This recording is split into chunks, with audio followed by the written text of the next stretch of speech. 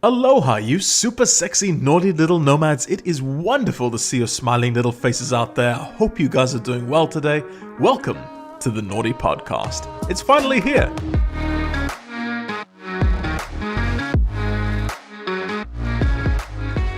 This life is incredible, so let's talk about it. Whether you love content creation, travel, good vibes, or maybe you want tips on living a more eco-conscious lifestyle, the Nauti Podcast is here for you.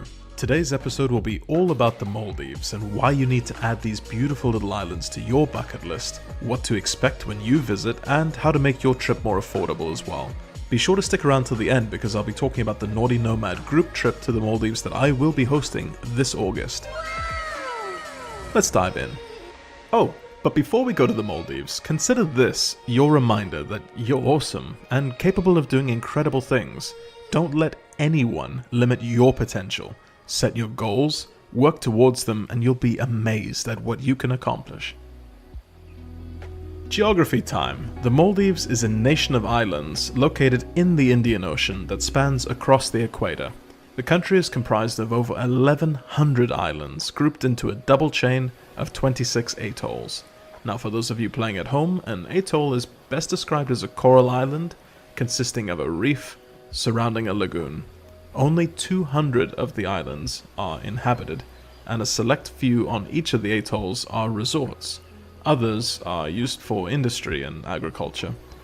Additionally, large pelagic fish, such as manta rays and whale sharks. Large pelagic fish, such as manta rays and whale sharks, call the Maldives their home. Before you book your trip to the Maldives, it's very important that you understand the different types of islands that the country has to offer. Resort islands, local islands, inhabited and uninhabited islands. But what's the difference? Well, resort islands, for one, are mostly the ones that you see on Instagram and social media. They're the super fancy luxury resorts with the overwater bungalows, the breakfasts that are floating on the pools at dawn.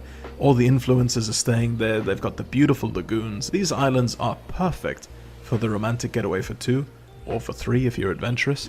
They will host a ton of excursions as well.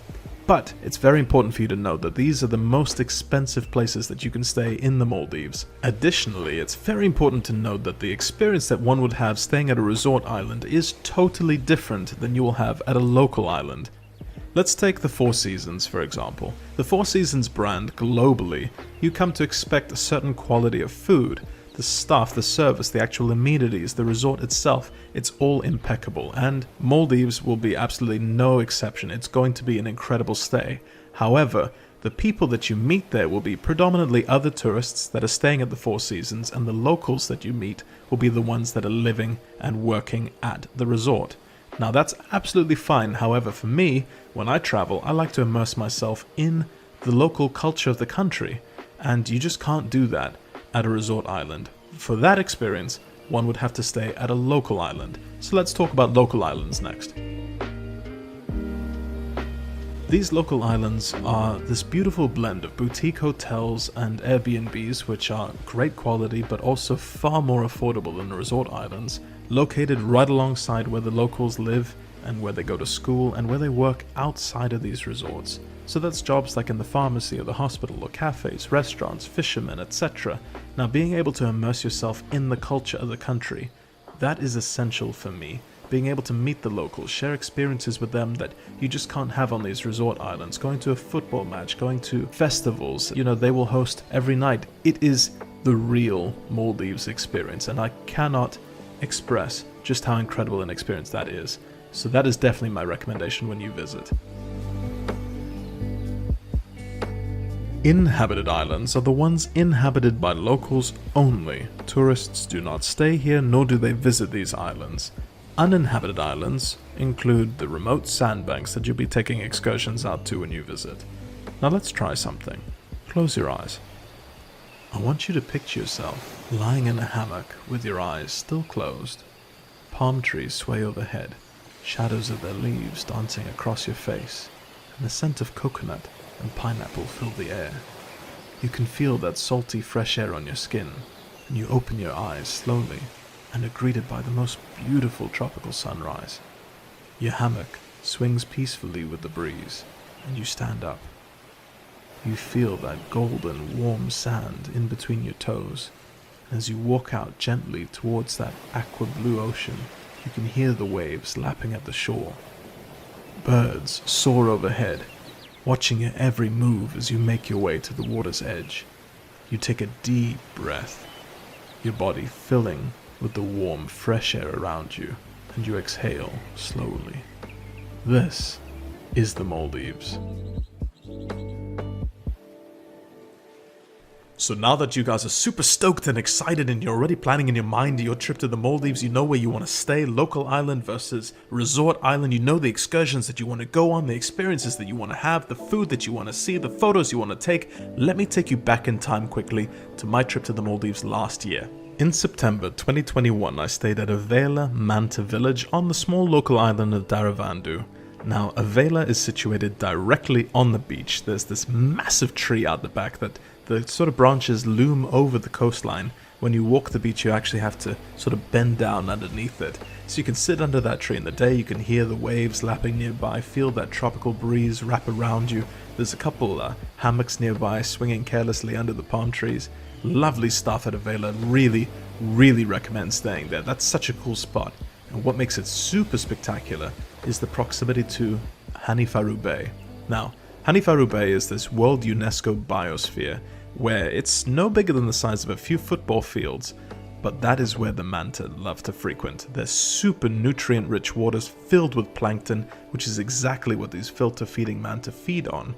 So when you take a trip out there, it's about a 15-minute boat ride from Avela, and once you arrive, you just sort of plonk yourself down in the water, surrounded by these manta rays. Now, sometimes you can experience one or two, but they have spotted more than 200 manta rays. Just imagine that, 200 manta rays in the span of a football field, each with these massive wingspans just larger than 6 foot. Incredible animals. Now, don't be scared. They are curious, but they are majestic AF. It goes without saying that we must respect them and give them their space, but with that being said, they will be soaring past you, sometimes within mere inches of your body, but you have a sense that they're in total control of their wingspan, their tails. They know exactly where you are in the water. They are fully aware of their surroundings. It's never a threatening feeling when you're in the water with them.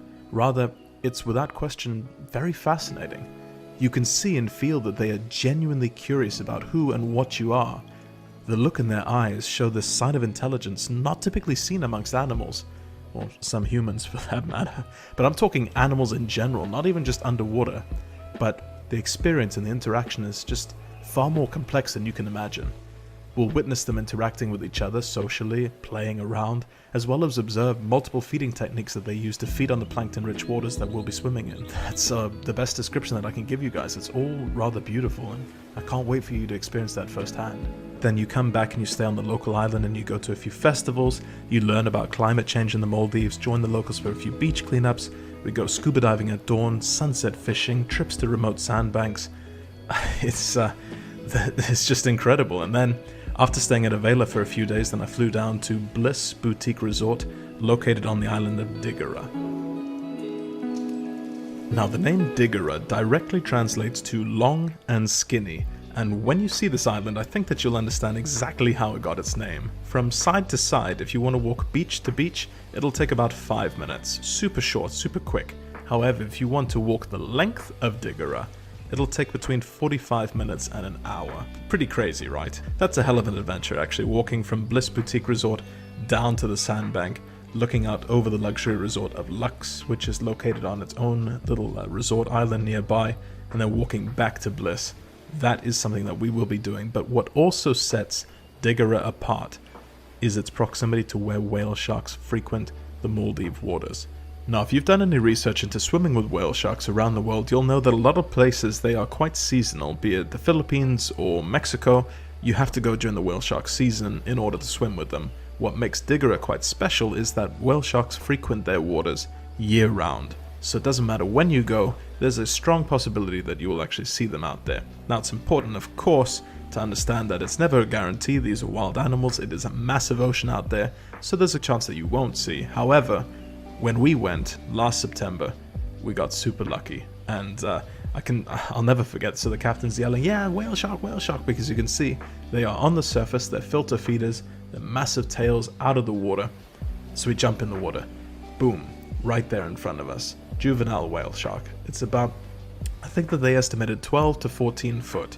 Now, let that sink in for a moment. This is a juvenile whale shark, a baby. 12 to 14 foot in length.